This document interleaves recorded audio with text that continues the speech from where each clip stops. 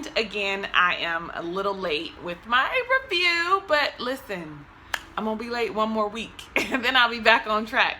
I am your girl, Talisa Rae. What's up? How you doing, Ray of Sunshines?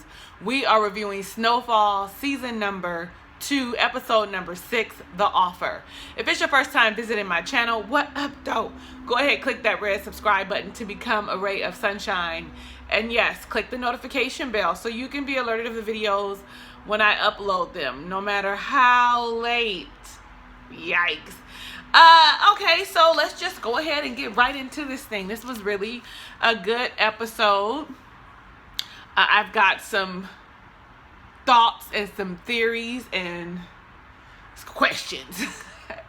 So let's just go ahead and start off with Lucia and Gustavo. When the scene opens up, we see Lorena, not Soledad, but Lorena, working in her, what is that called? Like your recon office? I don't know. Satellite office with the setup and shit, with all the drug cartel and everybody's picture on the walls and shit. And her boss comes in and tells her, we are pulling you off the case. This is it. That's all. You participated in the murder of those 3 Mexican mafia people. Mexican gangbangers. What are they actually? Let me know down below in the comments. I always say Mexican mafia or Mexican gangbangers, but they've got a name. Her boss is like, we need to pull you. Listen, you were part of a murder. You assisted them in murdering 3 people. She's pleading for 48 more hours. That's all she needs. I'm all like, girl, you should just go on and quit while you're ahead, because I don't think this is going to look good. This isn't going to turn out well for you, Lorena, okay? But her boss goes ahead and grants her that fucking 48 hours. I'm all like, I don't know, because they ain't finna just let this go like this. They ain't finna just let you go ahead and collect them. We see Lucia and Gustavo together, and Lucia agrees with Gustavo finally that he should not have let Pedro back in, that she had messed up. And Gustavo's all like, let's go, let's flee, let's go, let's get out of here before it gets too deep. And she's all like, I cannot live looking over my shoulder the entire time, so I've got to figure out how to fix this. Well, in walks Pedro and Soledad, and you could see like the angst in Lucia's face, and she's all like, why don't you guys go ahead and leave so that Gabby is coming. Pedro is all, we were helping with the load. We knew it was coming in and we were helping you. Now Soledad looks super, we always knew something was wrong with her, right? We always knew that there was an issue, that she wasn't to be trusted, but now now that we know that she's a cop, which is probably what we weren't thinking, right? Now that we know, she now looks like a cop. Everything she does to me now looks suspect. She no longer blends in. I mean, all I see is federal agent, CA, law enforcement. I don't see no like she's not playing her part very well anymore. She's not blending. That's how I'm looking at her. But then again, I'm jaded, right? Because we see who she really is. So they leave, right? And Gabby arrives, honey, with the Mexicans. I don't know what to call them. The Mexican gang, the mafia. I'm not really sure what to call them, so I just keep saying the Mexican. And instantly, they have a plan. They're saying that Stomper and them did not come and pay for the product, that they never showed up. And honey, what's his name in the wheelchair that Gustavo knows that is how he got hooked up with Stomper in the first place? Listen, I didn't realize that one of them was Stomper. I thought Stomper looked different. I'm just gonna be honest. I thought those were 3 other people, that Stomper wasn't one of them, but it's Stomper, Stranger, and Memo that came. And I'm all like, I thought that one of them, I don't know. Anyway, things get heated. Gustavo is quick to protect Lucia, and that little weasel looking one comes up all in her face, and then all shit's about to break loose. And Gabby, who is the fucking boss, tells them, everybody get the fuck out of here. Get the fuck out. Get out of here. Goodbye. Now, she wants to talk to Lucia alone. And when she has this conversation with Lucia, you see all of her authority come out. She ain't doing a whole lot of threatening. She ain't doing a whole lot of nothing. You see it in the way she walks and the way she talks, the way she's speaking to Lucia, how she's all like, I chose this life. My family was regular. My dad worked regular. I chose this life. I didn't want to be plain and have a baby and be married and be miserable. This is what I wanted to do. And when I look at you and if I had a daughter, how I look at you, I see that you would be her, except for my daughter would be smart enough. Because guess what, bitch? Gabby knows. She saw it in the way Gustavo protected you when he went over there by that shoulder that had gotten shot up with all the little pellets in it. And she pretty much breaks her down, pushes into her shoulder. Bitch, it was painful for me watching, telling her, tell the truth. Tell the truth. And she did. She was like, they were going to kill me first. We had to do something. They were going to kill us first. However, I can give you $250,000. She's all like, I need $250,000 times 4. I need 1 point whatever, however it is, right? Whatever it come up to. What she said, let me make sure I tell y'all the right amount. Did I even write the right amount down? I didn't. But I think she said $1.2 million. I could be wrong. Let me know down below in the comments. Why is this bruise not going away? And so she's all like, that's not enough. I mean, they still gonna come after you. I need more. That motherfucking Lucia says, I will get you the formula to crack. And I'm thinking to myself, how in the fuck you gonna do that? Franklin is not giving up the recipe. Not even a little bit. You hear me? This is gonna be something. So then we see her go meet up with Franklin, honey, and she tells Franklin, listen, we know who killed your men, and we'll give you $1.5 million and tell you who killed your men. And he's all like, what do you want? And she says, we just want the recipe. Franklin's like, I'm out. No, I'm not giving you that. No go. It is a no fucking go. Period. Point blank. And what we see is Gustavo say, well, we saved your life. It's time for you to return the favor. And he was like, I appreciate that, and I'm going to always remember you for it, but I'm not giving you the recipe. So here's where you see Franklin show his authority and demand respect. Like, I'm not going to bow down for this shit. I'm not afraid to sit and have this conversation with y'all. I am the fucking man. You can't punk me. $1.5 million is not enough for my recipe, because I'm gonna make that over and over and over again. So I'm gonna give him some credit this time, because y'all be hard on me when I say that he be a punk. Y'all be real hard on me about that, because I still feel like he does not show enough authority all the time. So we see Soledad staking out the fucking warehouse or whatever that is that Teddy operates out of. When she gets back to the car, who's there? We know it. Her favorite informant, motherfucking Pedro. We knew that he was the one, because he tells her, I shouldn't have came to you. Like, this might have been a mistake. Or no, did he say that? No, she said, when you came to us, we made a deal with you, and we're going to hold up our end of the bargain. He is such a bitch ass nigga. Like, I knew Pedro was a bitch in season 1. Didn't like him then, don't like him now. I think that he should die before we leave this episode. Yeah? What y'all think? Let me know down below in the comments. But the conversation goes as follows. They start talking about what's going on, and she's all like, I really need you to shut up. Because he's all like, you should have arrested her yesterday, or whatever the fuck the day was when they had that shootout with Stomper and them. That's the same thing that her boss said. And she tells him, I'm going to give you exactly what we promised. So shut the fuck up and let me do my job. See, now, Soledad, she's getting a little bit too carried away, a little too big in her britches and shit for me. Like, I'm going to need her to relax. This is how we know she going to get caught up. And if she going to die, I want her to die. Her and Pedro to die in the car together. Blow that whole motherfucking car up. Like, they're out. Don't bring them back next season. Let's get some new sneaky motherfuckers. Like, it's time for them to go. And I'm not a criminal, but I'm just saying, I'm feeling some type of way about their whole little connection they got. Okay, let's keep going. Let's talk about Teddy. We see Teddy with Ivy and Ivy's connect, negotiating the prices for guns. It starts off at 50%, a 50% stake in it, all the way down to 25%. I think that was good negotiating skills. And what's funny is Matt interjects, and he's all like, is there guarantee on, if the shipment doesn't make it? And he said yes. So to me, I feel like that was code for like, okay, well, we'll make up for it. We'll steal one of the plane shipments and they'll have to replace it, and we'll be able to make up some of the costs or some of the ground. At least that's how I felt, but I could just be reading too much into it with my analytical mind, because I'm super analytical as a Virgo. Did y'all know my birthday coming, y'all? It's coming August 28th. I'm just gonna throw that in there real quick.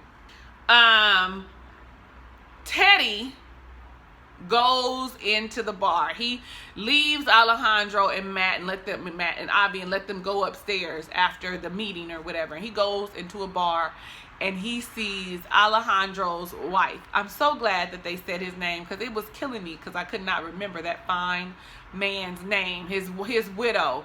And I was thinking to myself when I was watching how they were giving the previous clips, what is going to happen, because they are about to interject his widow, and his widow is really the game changer. Alejandro was bad, but the widow is really where it's at.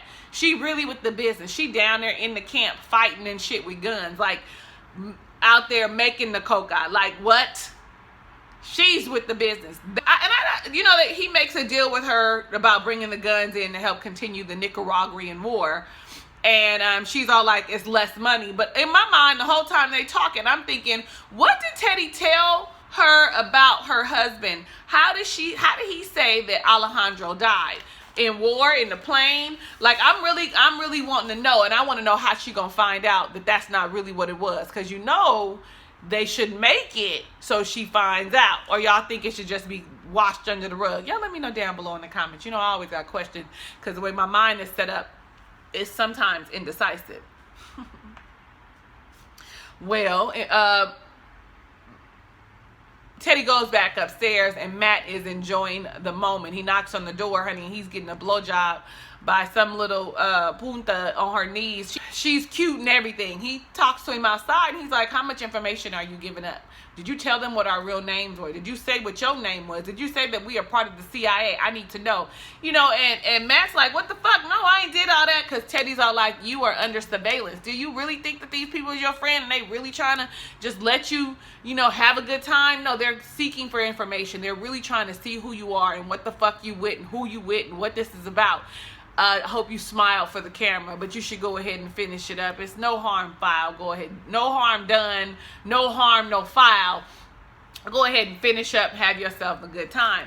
Then he meets him down into the bar, and, you know, he's feeling remorseful, Matt. You know, but Teddy's all like, all you got is a really incubated case of chlamydia. That is exactly what he says, okay? Like, okay, because, you know, now you think about it. Back in the 80s, condoms were not as prevalent as they are now, where everybody wants to wear a condom. Everybody should be wearing a condom. Back then, it was like taboo to put on a condom, and they didn't even have latex. It was really a whole lot more of sheepskin. Okay, be safe, okay? Have protected sex. Strap it up. If he don't carry a condom, ladies, you make sure you carry a condom. Okay. So when they're in the bar, we get a glimpse into who or what their relationship with their family is like. We find out that Matt and Teddy's mom left them when they were young, walked off, never looked back, but their dad is a bit of a hard ass. He's an asshole. And Teddy kind of implies that maybe that's the reason she left. But Matt's all like, don't give her no space. You romanticize her. You make her out to be, you know, better than what she is. And she is not. So fuck both of them. Pretty much, you know, it is what it is. It's us. We got each other. They parents ain't shit is pretty much what they saying. Well, right here at the end here, Matt and Teddy are back in the States. And they're in the car, and you can see Teddy, like, I'm looking at Teddy like, fuck, he looking in that mirror like he being followed. Like, and you know, Matt may have been a soldier, but he is not trained to identify things like Teddy is. And lo and behold, yes, they were being followed. And Teddy says, are you sure you didn't say anything back in Panama City? Are you sure? And Teddy's like, Matt's like, I'm absolutely sure, because we're being followed. There are 2 cars now following us. In the meantime, Soledad is saying on her CB, walkie-talkie, I'm right behind him. We're going to cut him off, blah, blah, blah. Teddy gives Matt the gun, and he's all like, listen, just make sure that we don't get boxed in. do you have 20/20 vision? I need you to, tell me what the license plate is, or write down the license plate for the car that's 2 cars behind us or whatever, the blue sedan, whoop-de-wop. And he does. I'm all like, this is not going to be good for Soledad. I'm going to need y'all to go ahead and kill her. I know. She's a federal agent. She's DEA. But somehow we have to get rid of her. And we saw snippets that maybe there's going to be a way. So I'm excited about that. Let's go into Franklin, honey, and close this thing out. I didn't realize I was talking so much. I thought I would have only did like 15 minutes, but my little 3 pages of notes is taking me a long way.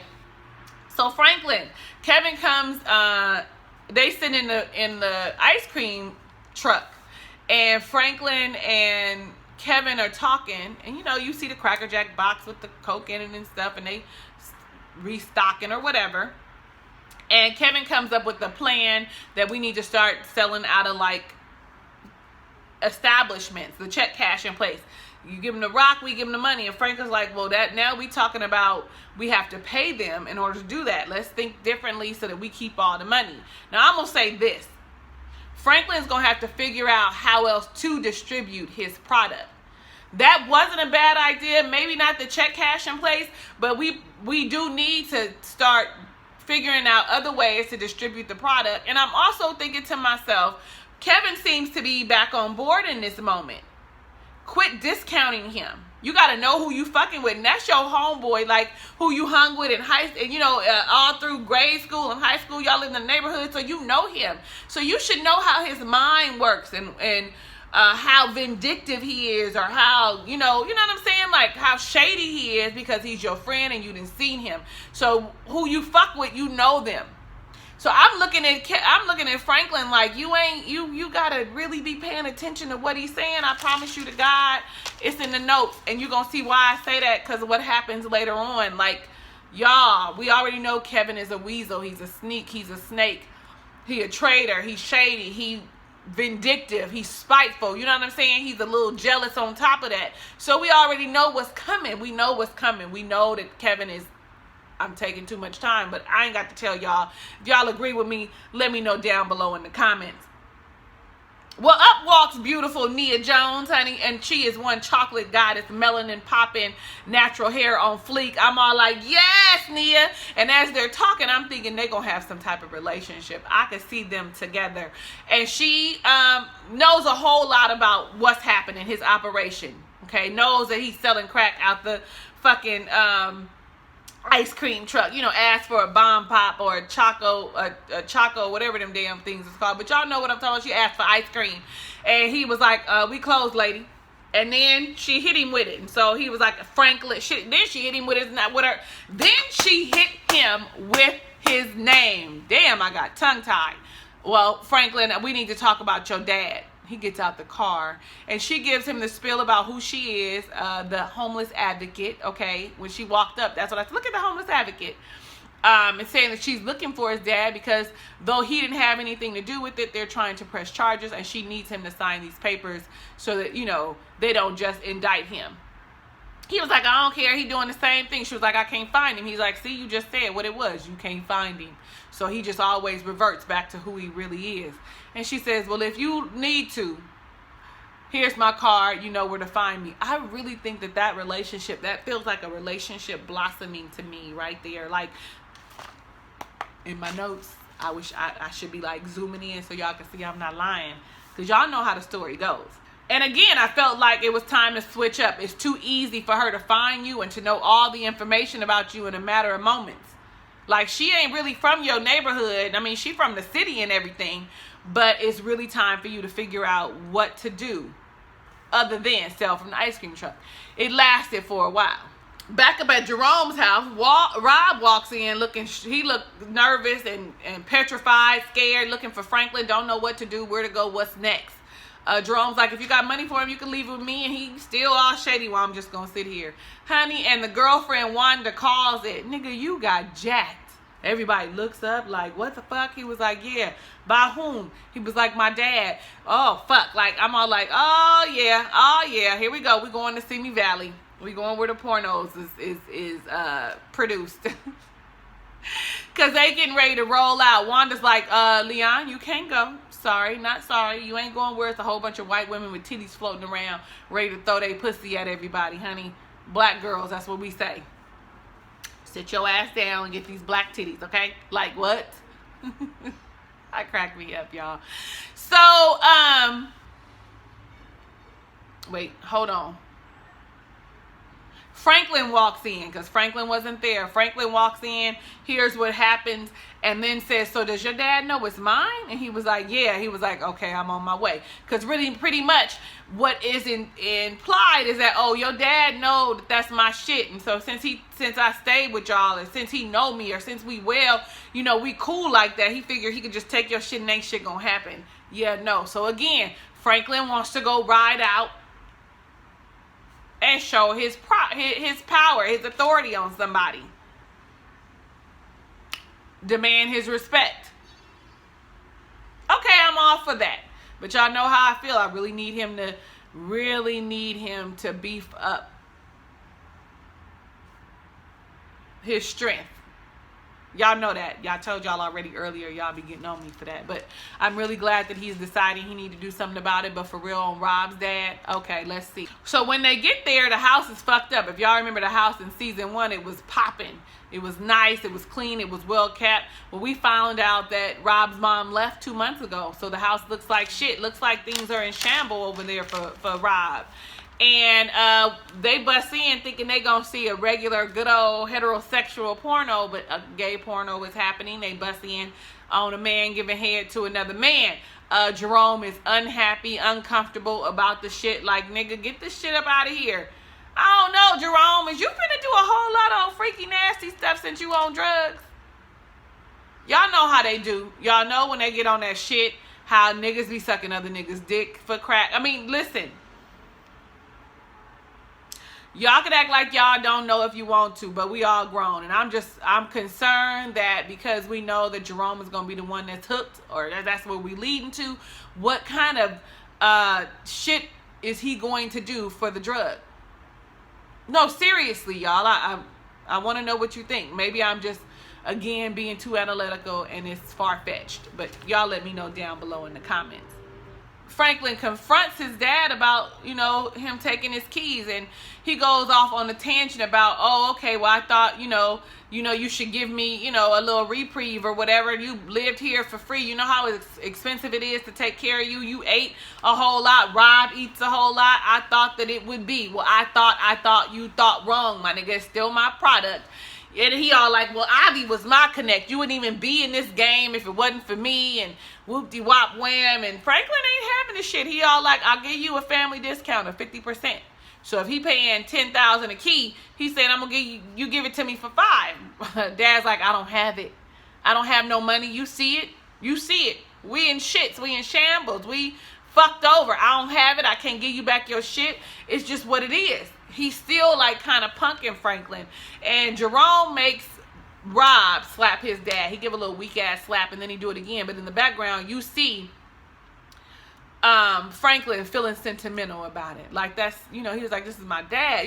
When Rob stops it and he's like, this is my dad. But you can see Franklin feeling sentimental. I really feel like he started thinking about his own dad in this moment. Like, oh, this could be me. This could be my dad. This could be what it is. And he stops it eventually. And Rob says he's good for it. Rob gonna get it at 50% probably too. So he all like, he good for it. We gonna roll out. We ain't taking nothing. Let's go. So we see a scene and you see Franklin's dad, Elton, looking in the case at the liquor store. And honestly, I mean, I feel bad for not giving the man any kind of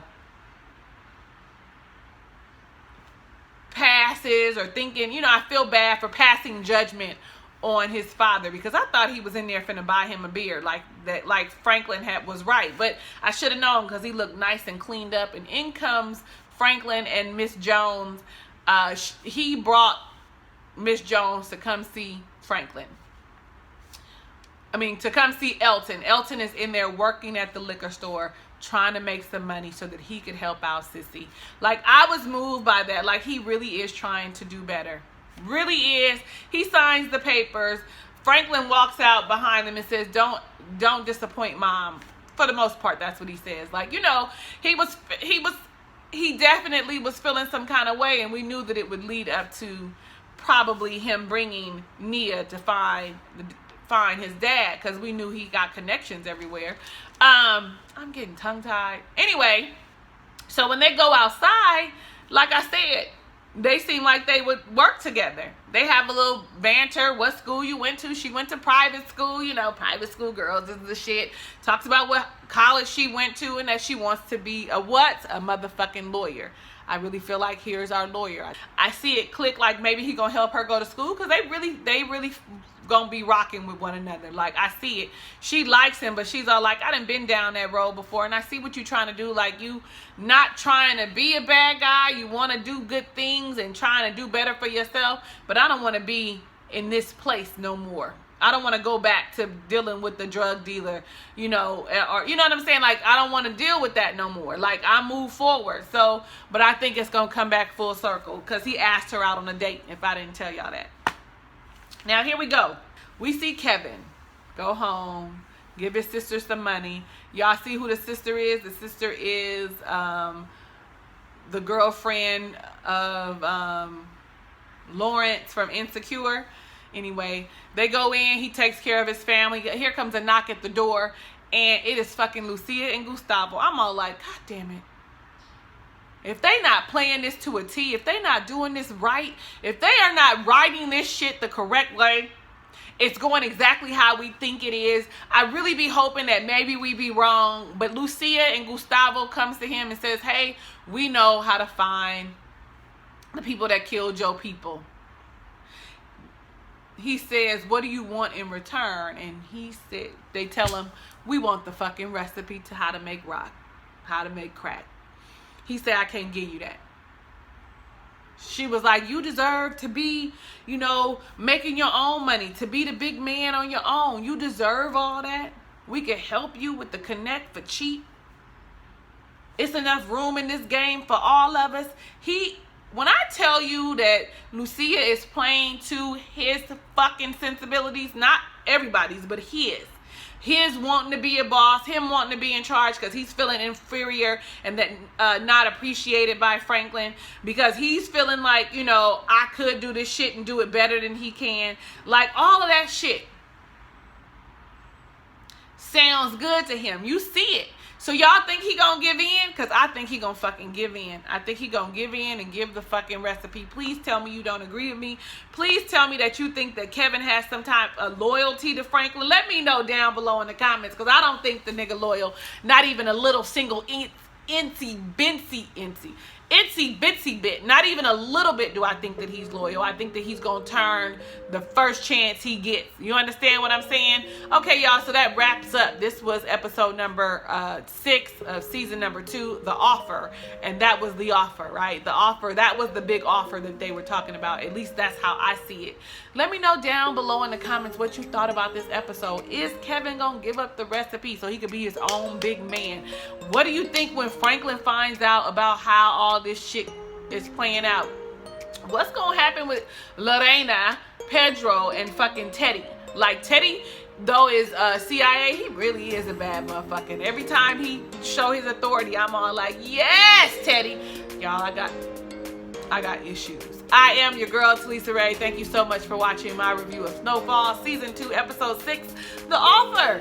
Hugs and kisses and lots of love. I'll see you on the next video.